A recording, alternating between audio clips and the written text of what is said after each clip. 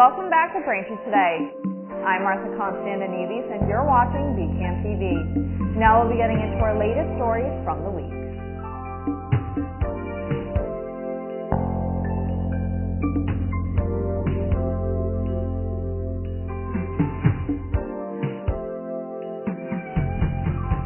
Welcome back to Braintree Today. I'm Martha Konstandinidis and you're watching BCAM TV. Now we'll be getting into our latest stories from the week. A massive volley of Russian missiles and drones killed at least 25 people, including 2 children, across Ukraine Wednesday night in one of the biggest aerial attacks since Moscow launched its full-scale war in February 2022. Ukrainian President Volodymyr Zelensky said Russia launched 476 drones and 48 cruise and ballistic missiles at his country. Ukraine's military said 6 or 7 missiles and nearly 3 dozen drones made it past Ukraine's air defenses. Explosions and fires were reported close to the front lines around the eastern city of Kharkiv, but also far from the front in the western city of Lviv, which is close to Ukraine's border with NATO member Poland. Most of the deaths were in the western city of Ternopil, where the Interior Ministry said 2 high-rise apartment blocks and energy facilities were hit. President Trump dispatched a high-level Pentagon delegation to Kyiv for talks Wednesday in the administration's latest attempt to revive negotiations on halting Russia's war with Ukraine, according to senior U.S. officials. Army Secretary Dan Driscoll, along with 2 4-star Army generals, were scheduled to hold discussions with President Volodymyr Zelensky and other Ukrainian officials, as well as top military and industry representatives. Driscoll is planning to meet with Russian officials at a later date. The White House decision to turn to Driscoll and senior military officers is driven in part by the belief that Moscow might be more open to military-brokered negotiations, and by frustrations that other attempts at peace talks have not done well. A former Olympic snowboarder for Canada, now accused of being an international drug kingpin, is facing new charges tied to the killing of a federal witness, according to Attorney General Pam Bondi. Ryan Wedding, already on the FBI's 10 most wanted list, is accused in a newly unsealed federal indictment in California of orchestrating the January murder of a witness in Medellin, Colombia, to try to avoid extradition to the United States. 10 other defendants have been arrested, while authorities say Wedding is believed to be living in Mexico under the protection of the Sinaloa cartel, allegedly helping funnel massive amounts of cocaine into Canada and the United States. An operation prosecutors say moves about 60 tons of cocaine a year by long-haul trucks between Colombia, Mexico, Southern California, and Canada. Investigators say Wedding and his co-conspirators used a Canadian website called The Dirty News to post a photo of the witness, who was later tracked to a restaurant and shot in the head. The U.S. is now offering up to $15 million for information leading to Wedding's capture, and up to $2 million for the others involved in the killing. Ford is recalling more than 200,000 Bronco and Bronco Sport vehicles over a defect that could cause their instrument panels to fail, increasing the risk of a crash. Federal safety regulators say the digital display may not turn on when the vehicle starts, leaving drivers without critical information like speed or warning lights. The recall covers more than 128,000 Ford Bronco Sports and about 101,000 Ford Broncos from model years 2025 and 2026. Ford says it is not aware of any injuries linked to the problem. Owners will start receiving letters in the mail beginning December 8th, directing them to bring their SUVs to a Ford or Lincoln dealer for a free software update. As the final pennies are minted this week, some could become instant treasures, with experts saying they might fetch as much as $5 million at an auction.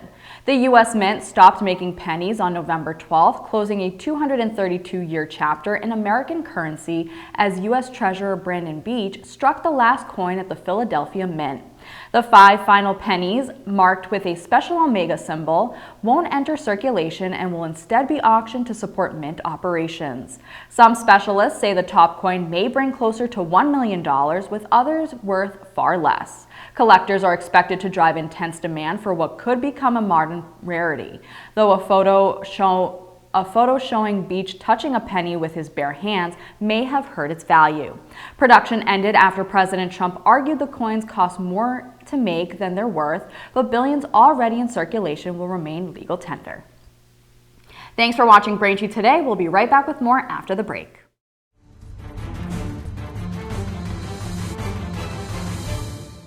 Hi, I'm Tom Lyons, a retired captain from the Quincy Fire Department and the author of the book Fighting Fire, A Proactive Approach. Let's talk portable electric space heater safety. These heaters must not be left unattended. Place them on a stable base 3 feet from combustibles. Their use is not recommended within a bedroom, but if you must do so, place a smoke detector on the ceiling within the bedroom. Plug a portable space heater directly into the outlet, avoiding extension cords. Thus, do not use lamp cords or power strips for this purpose. Are portable, unvented propane and oil-filled heating appliances safe to use within a residence? No. Massachusetts prohibits their use. These heaters produce asphyxiant gases. These gases can render an occupant incapacitated or dead. Please consider your safety during these upcoming colder months. Thank you. Welcome back. A 17-year-old Braintree High School student was arrested on Monday after police say he was found with a realistic-looking airsoft gun. According to Braintree police, another student reported seeing what appeared to be a handgun, prompting the school resource officer and staff to quickly identify the teen and recover an airsoft-type pistol from his coat. Superintendent Tim McDonald called it a very serious incident and praised the student who spoke up, while Police Chief Tim Cahoon said multiple officers responded in coordination with school staff. Police say the student later resisted arrest and tried to run during questioning at the station. He was arraigned in juvenile court in Quincy on charges including carrying a dangerous weapon on school property, minor in possession of an airsoft/BB gun, resisting arrest, and assault with a dangerous weapon. At Tuesday night's Town Council meeting, Marge Crispin Center Director Ann Tolan joined the council to announce the center's holiday offerings. With some major holidays just around the corner, the Marge Crispin Center will be offering turkeys and sides for Thanksgiving and toys and clothes for the December holidays. Here's more from Ann Tolan on how to participate or donate to the center. Last year we did 200 families for Thanksgiving, a little less than that. But this year, we're already up to 241 families that are going to get turkey. They're going to get all the fixins. Those will be distributed this coming Monday over on Pond Street. It's going to be a little bit different this year. We're going to do it all in one day instead of coming back, having to bring everything back over to Lincoln Street and bring it back Tuesday morning. So we're doing 9 to 1 and 4 to 7 on Monday, the 24th.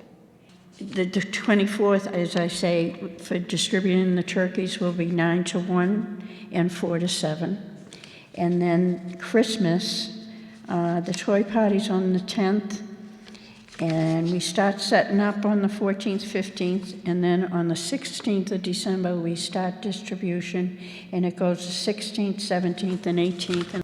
It's such a difficult year, and you hear such a lot of negativity right now, but there's so much positive going on, and I see it. I'm really very blessed to see. So there's so much good out there, and nobody hears it, you know. But I am just very blessed to be here in Braintree and able to see the generosity of people and to be able to turn around and help a lot of people. Braintree Veteran Services announced that it will be opening at a new location. During the week of November 17th through the 21st, the office will be relocating to its new home at 74 Pond Street in Braintree. Officials say that while the move is underway, anyone in need of immediate assistance should contact the Veteran Service Officer directly on their cell phone at 617-347-7739. A local pup is celebrating his birthday by giving back. TLC Hardscape and Masonry Superstore in Braintree is hosting Zuko's Birthday Bash, Paws for a Cause, a pet food and supply drive benefiting the Quincy Animal Shelter. The store's beloved mascot Zuko is turning 4, and his birthday wish is to help his furry friends in need. Donations of pet food, toys, cleaning supplies, towels, and gift cards are being collected now through November 30th at 48 Arnold Street in Braintree. All contributions will go directly to support the animals cared for by the Quincy Animal Shelter. The farmers market regular season at the town hall is officially over, but with the winter holiday season just around the corner, there's one more event for residents to look out for. The market is set to host its Thanksgiving holiday farmers market on November 22nd at Braintree Town Hall this year. Market organizers promise a full harvest of local foods for your holiday table. Gift baskets and local crafts will be available, which residents can find inside the town hall with a full lineup of market farms and vendors. The Thanksgiving holiday farmers market will run from 9 a.m. to 1 p.m. on November 22nd. The Braintree Senior Center is offering a full slate of weekly programs and special events for residents 60 years and older this November. Weekly offerings include daily fitness classes, men's coffee hour on Mondays, game day on Tuesdays, the Asian Outreach Group on Wednesdays, quilting and knitting on Thursdays, and movie day on Fridays. For one-day events, the center is holding a conversation with Mayor Joyce on November 24th at 1 p.m., a crafts class on holiday wreaths on November 24th at 1 p.m., and TV music trivia on November 25th at 1 p.m. To sign up for these events, contact the Braintree Senior Center at 781-848-1963. Thank you for watching Braintree Today on BCAM TV. We'll be right back with more stories in the area. Well, you may have noticed that it's taken longer than usual to see your favorite new releases appear on the Thayer Library shelves over the past few months, including our high-demand lease books. We do apologize for the inconvenience and the longer wait times. We recently received news that our major supplier of print books had abruptly gone out of business, providing no notice to libraries. This has affected print books throughout the library, including nonfiction, fiction, and young adult collections. It has especially affected our popular lease book collection, which is our way of having multiple copies of high-demand titles available for patrons without having to purchase multiple copies. We have changed all our ordering to our secondary supplier and are working as hard as we can to make those best-selling books available in print again. Our digital collections, Hoopla and Libby, have not been affected. Please come to Thayer Public Library on Saturday, November 8th to support area authors at our local author book fair, Saturday, November 8th, 10:30 a.m. to 12 p.m.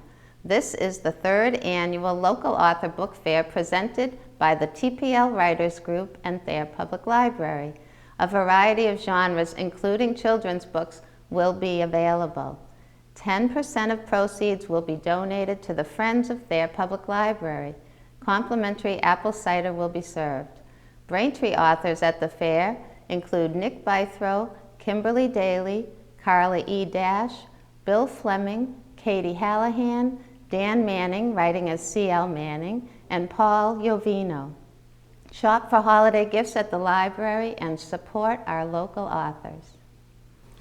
It's time to renew your annual membership in the Friends of Thayer Public Library or to join the Friends for the first time. The Friends of Thayer Public Library is a nonprofit, all-volunteer organization whose mission is to support the library through cultural and educational activities. The Friends help fund library programs and services, as well as improvements to the library facility and grounds. All dues, gifts, and memorial gifts to the Friends go directly to support the library. Please visit the Friends page of the website for more information about the Friends, or pick up a membership form at the library and drop it off at the circulation desk. Our November holiday hours we will be closed on Tuesday, November 11th in honor of Veterans Day. The library will close at 5 p.m. on Wednesday, November 26th, and be closed Thursday, November 27th through Sunday, November 30th for Thanksgiving. Our regular library hours are Monday through Thursday, 9 a.m. to 9 p.m., Friday, 9 a.m. to 5 p.m., Saturday, 9 a.m. to 5 p.m. Our website, www.thayerpubliclibrary.org, is always open. Download books, audiobooks, magazines, and videos 24/7. Visit our digital media page to get started. Welcome back to Braintree Today. Now let's get right into more stories. A Suffolk Superior Court jury has found that the Massachusetts State Police systematically discriminated against women and minorities in promotions, ordering the agency to pay $6.8 million to 5 plaintiffs. The largest share, $4.1 million, goes to lead plaintiff Lisa Butner, a retired lieutenant who spent more than 30 years on the force and says she was repeatedly passed over for internal affairs positions that instead went to less qualified, politically connected white men. After a month-long trial, jurors found the discrimination against her was based on race and gender, and they even asked the judge if they could require bias training before being told they could only award money. State police say their policies have evolved since the suit was filed in 2016 and that they're adopting promotion practices in line with national best standards, while reviewing a possible appeal with the Attorney General's office. The verdict comes as the department is already under fire over a commercial driver's license bribery scandal, lewd and misogynistic text revealed in the Karen Reed murder trial, and an overtime fraud scheme involving nearly 24 troopers. The Norfolk County Sheriff's Office is teaming up with the Dover Health Department and the American Red Cross to host a community blood drive in Dover on Monday, December 8th. The event runs from 10 a.m. to 3 p.m. at American Legion Post 209, located at 32 Dedham Street. Organizers say donations will help patients in critical need across the region. Residents are encouraged to schedule an appointment in advance by visiting the Red Cross website and searching Norfolk County as a sponsor. The downtown Quincy District Courthouse is set for demolition to take way for a new $187.5 million Quincy Justice Center, and court operations will temporarily move to an office building in Crown Colony. According to city inspection records, a contractor has applied for a permit to convert the 6-story building at 400 Crown Colony Drive, once home to the Patriot Ledger's newsroom, into a temporary courthouse with courtrooms, offices, bathrooms, a kitchenette, and jail cells. Court officials say the existing courthouse at 1 Dennis Ryan Parkway, built in 1971 and long described as cramped and functionally obsolete, is expected to close between July and September of 2026. The future Quincy Justice Center is slated to be complete by spring 2030 and will house district, juvenile, and housing courts with 14 courtrooms, jury rooms, district attorney's offices, and a modern service center. For the 3rd year in a row, Quincy's popular outdoor ice rink is returning for the winter season. Crews are now assembling the facility on Dennis Ryan Parkway across from Quincy District Court. The rink opens Monday, December 1st from 3 to 8 p.m. and will then operate 7 days a week through February 22nd, 2026. Ice time and skate rentals are free with a maximum of 50 skaters allowed on the ice at once, and visitors can again lace up in a heated pavilion next to the rink. The city is partnering with Ice Rink Events, the same company that runs New York's Bryant Park Rink. Officials say the city has the option to extend the contract for up to 3 years and could eventually purchase the equipment outright. Parking is available on nearby streets and at the Kilroy Square Garage, which charges $1 per hour. A former local athlete is heading to one of the most talked about shows in baseball. Former Hanover High and Curry College pitcher David Griffin has been drafted into the world of banana ball, taken in the 2nd round by the Indianapolis Clowns in Thursday's inaugural banana ball player draft. The 29-year-old right-hander will join the Professional Banana Ball Championship League, where one of his new teammates will be the former Red Sox outfielder Jackie Bradley Jr., the draft's first overall pick. Banana ball, created by the Savannah Bananas in 2018, is a high-energy twist on baseball that leans into showmanship, fan participation, choreographed dances, and trick plays, often compared to the Harlem Globetrotters of basketball. The Bananas have gone all in on the format, selling out stops across the country, including 2 games at Fenway Park last summer. And this year's Banana Ball World Tour will hit major venues like the Superdome in New Orleans, Wrigley Field, Yankee Stadium, Gillette Stadium in Foxborough, and Memorial Stadium. Thanks for watching Braintree today. We'll be right back with more in entertainment. I'm Mayor Erin Joyce, and I'd like to tell you about some important projects we're working on here in Braintree to improve the quality of our local water bodies and to protect our town from the dangers of flooding and stormwater runoff. Stormwater runoff is the water generated from rain and snowmelt that flows over hard surfaces and does not soak into the ground. Stormwater runs through a system of pipes in the street and into our local water bodies, such as the Cochado River, Farm River, Manatequit River, and Sunset Lake. In Braintree, we have a separate sewer system. So what does that mean? That means that there are actually 2 separate pipes in most streets that carry stormwater and sanitary sewer separately. So when it rains and water washes into our catch basin system, it ties into the stormwater system, which transports water to our water bodies. Over the past 5 years, the town of Braintree has been working hard to maintain and improve our stormwater drainage systems. Now, we're constructing retrofits to the drainage system. These drainage retrofits use the natural process of infiltration to improve water quality and reduce potential flooding in our neighborhoods. At Plain Street Cemetery, we're constructing a bioretention basin. What that is right before the water, which today runs piped to the Manatequit River. This project intercepts that pipe before it goes and discharges into the river. And it creates a place for the water to go first, which is the bioretention basin.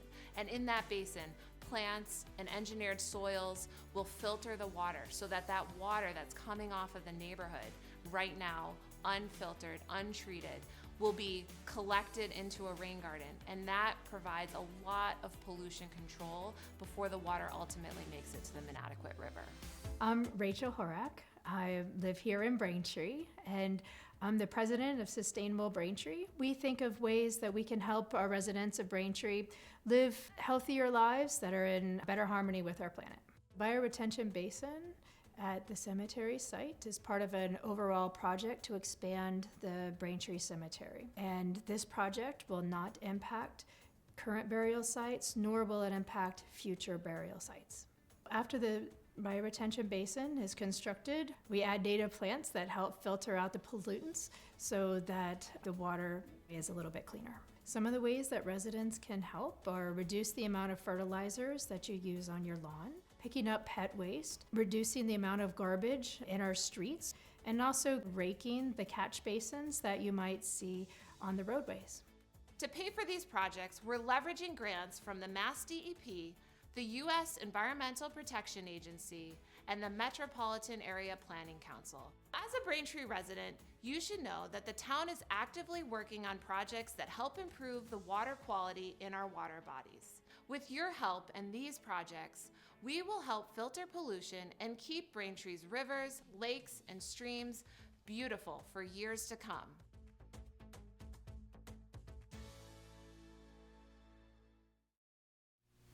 Welcome back to Braintree Today. Now here are some new movies out in theaters that have been creating some social buzz. First, Zootopia.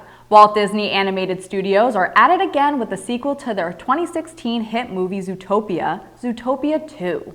Rookie animal cops Judy Hopps and Nick Wilde are sent on a make-or-break mission by Chief Bogo that has them coming face-to-face with a mysterious pit viper named Gary DeSnake, whose arrival disrupts the balance of the metropolis. To solve the case, they must go undercover to new parts of town, testing their partnership while dealing with a conspiracy regarding the other reptiles near Zootopia. The movie stars Jennifer Goodwin, Jason Bateman, Ke Huy Quan, and Fortune Feinster. Zootopia 2 will be in theaters on November 26th. Up next, Eternity. This romantic comedy fantasy film follows a couple who wakes up in the Junction, the first stop in the afterlife when you die. The next steps for Joan and her husband Larry are to choose where and with whom they'll spend eternity with. Joan's world is flipped when she reunites with her first husband, Luke. Joan must choose between her first love, who died in a war, or the man she built her life with. The film stars Miles Teller, Elizabeth Olsen, Callum Turner, and John Early. You can see Eternity in theaters on November 26th. And finally, Wicked fans, the wait is finally over. Wicked for Good flies into theaters this Friday, picking up Elphaba and Glinda's story where last year's film left off. The new chapter once again stars Cynthia Erivo as Elphaba and Ariana Grande as Glinda, as their friendship is pushed to breaking points amid the politics, propaganda, and magic of Oz. Expect big songs, bigger visuals, and an emotional send-off to one of pop culture's most iconic duos. You can catch Wicked for Good in theaters now. That'll do it for news today. Don't forget Verizon customers can now watch BCAM TV in high definition on channel 2128 and on Comcast on channel 1073. I'm Martha Konstandinidis, and thank you for watching Braintree Today on BCAM TV. We'll see you next time.